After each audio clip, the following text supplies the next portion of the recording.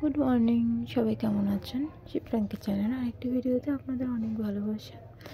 তো এখানে আমি সকালে রান্না বসিয়ে দিয়েছি। তো আজকে একটু সিদ্ধ করবো, আজকে বৃহস্পতিবার, নিরামিষ আমাদের, তার জন্য। তো এখানে আমি ভাত বসিয়ে দিয়েছি। প্রথমে ভাতের মধ্যে আলু সিদ্ধ দিয়ে দিলাম, আর ওদিকে আমি প্রেশার কুকার বসিয়ে দিলাম, আর এদিকে আমি লোহার কড়াইটা বসিয়ে দিলাম, কারণ লোহার কড়াইটাতে গোল গোল করে বেগুন ভাজবো আর গোল গোল করে আলু ভাজবো। ওদিকে আমি প্রেশার কুকারটায় তেল দিয়ে দিলাম, লোহার কড়াইটাতেও তেল দিয়ে দিলাম, ফোড়ন দিয়ে একবারে ডালটা আজকে বসাবো। আজকে ডালটা সিদ্ধ করে পরে ফোড়ন দেবো না, এইভাবে ডালটা করলেও ভালো লাগে, আর সিদ্ধ করে পরে ফোড়ন দিলেও ভালো লাগে। তো আমি আজকে ফোড়ন দিয়ে একবারে বসাবো। তো ওখানে আমি শুকনো লঙ্কা ফোড়ন দিয়েছিলাম আর দিয়েছিলাম রাঁধুনি ফোড়ন। এদিকে আমি প্রথমে আলুগুলো ভেজে নিচ্ছিলাম, কারণ আলুগুলোতে তেল টেনে নেবে না, আর বেগুন দিলে এক্ষুনি সব তেল টেনে নেবে, তার জন্য আগে আলুগুলো ভেজে নিচ্ছিলাম। তো ওখানে ফোড়ন দিয়ে তারপরে দিয়ে দিলাম মসুরের ডাল, তারপরে দিয়ে দিলাম জল, এবার একটু হলুদ আর একটু নুন দিয়ে দেবো। এদিকে আমি আলুগুলোকে ঢেকে রেখে ভাজবো, কারণ একটুখানি মোটা মোটা কেটেছি, তার জন্য আজকে দুদিনের ব্লগ একসাথে দিয়েছি। কারণ আমি না হাফ ব্লগ মানে ভিডিও করি, সকালে রান্নাটুকুই করি, তারপরে না আমি আর ভুলে যাই, রাতের ভিডিও করতেও ভুলে যাই। কারণ রাতে ছেলে ঘুম থেকে উঠলে ছেলেকে খাইয়ে সঙ্গে সঙ্গে পড়তে নিয়ে যাই, তারপর পড়তে দিয়ে এসে আমি বাড়ি আসি, আবার ওকে গিয়ে নিয়ে আসি 7:30টার সময়। তারপরে আবার এসে একটু হোমওয়ার্ক থাকলে হোমওয়ার্কটা করে, টিউশনেরই শুধু হোমওয়ার্ক থাকে, এখন স্কুল তো এপ্রিল থেকেই খুলবে, তার জন্য হোমওয়ার্কটা করিয়ে তারপরে 9টা বেজে যায়, ভাত খাইয়ে ঘুম পাড়িয়ে দিই। মানে শুধু আমাদের একটু লেট হয়, 11টা 11:30 বেজে যায়, যেহেতু ছেলে দুপুরবেলা ঘুমায়, তার জন্য। আর ঘুম দিয়ে ওঠেও অনেকটা লেট করে, 5টার সময় ওঠে, তার জন্য ওরও ঘুমোতে যেতে অনেকটা লেট হয়ে যায়। তাই এখানে আমার আলু ভাজা হয়ে গেছে, বেগুন ভাজা হয়ে গেছে, ওদিকে ডালটা আমি ভলিউম কমিয়ে দিলাম, আর এদিকে আমি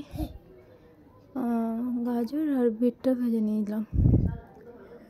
প্রথমে ভাবছিলাম আলু সিদ্ধ এরকম কিছু করব, তারপরেও আমি এগুলো করলাম, মানে একটা কাটতে বসলো আর একটা কাটা হয়ে যায় আর কি। তারপরে এখানে আমি বিট আর গাজরটার মধ্যে দিয়ে দেবো একটু হলুদ আর একটু নুন, তারপরে এটা ঢেকে একটু ভাজবো।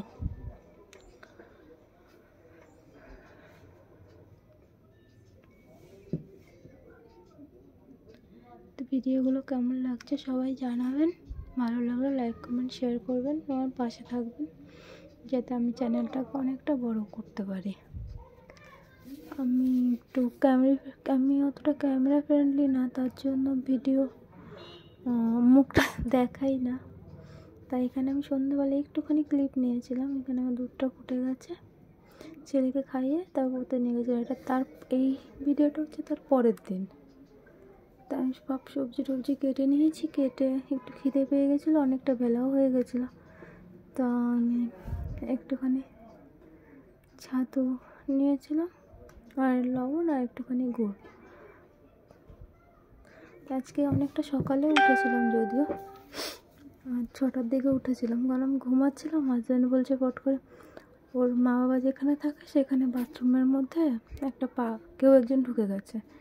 এইবার সঙ্গে উঠে মানে আমি উঠিনি, ও চলে গেছিলো। তারপরে আমি একটুখানি বাইরে দরজাটা খুলে দেখছিলাম, কারণ ওদের ঘরটা ওর বাবা মা যেখানে থাকে আমার এখান থেকে দেখা যায়, দরজাটা খুললে একটু বেশি একটা দূর না, তার জন্য।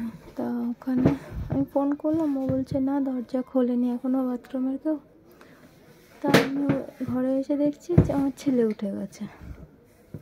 তা আমি বললাম কি, তা চল যাবি বাবাই? তাও আমি গেলাম, গিয়ে দেখছি যে পাগল হয়তো দেয়াল টপকে বা গেট টপকে উঠে গেছে। দুজনকে প্রচণ্ড হাসির একটা ব্যাপার ছিল। তারপরে পাগলটাকে বের করে দিয়েছে। তারপরে আমি যথারীতি রান্না বসিয়ে দিয়েছিলাম।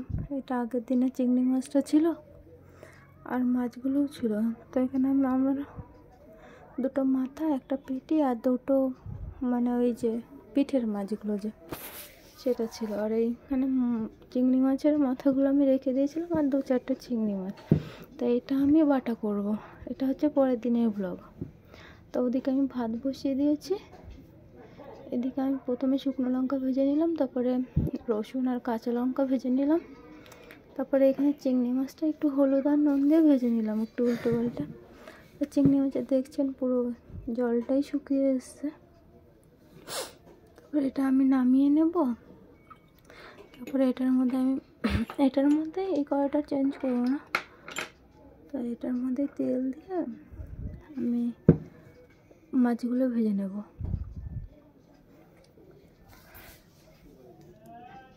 তো এটা নামিয়ে এটা আমি এখন একটু পেস্ট করে নেব।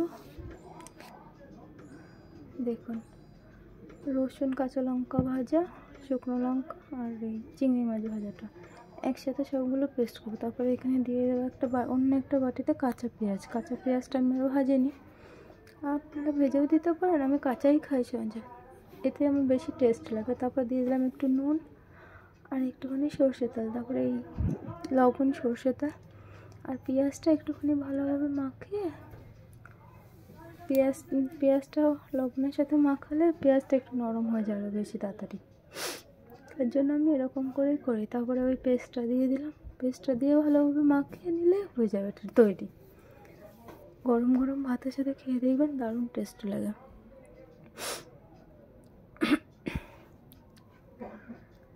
তা ওদিকে আমার কড়াই বসানো, ওদিকে আমি দেখতেই পাচ্ছেন এই মাছগুলোও ভাজছিলাম আর এদিকে চিংড়ি পেস্টটাও করছিলাম। তো দেখুন ঠিক এরকম হয়েছে দেখতে, আপনারা ট্রাই করবেন, দারুণ টেস্ট হয়। তারপরে এখানে আমি রান্নাতে চলে গেছিলাম, মাছের মাথাগুলো ভাজা হচ্ছিল।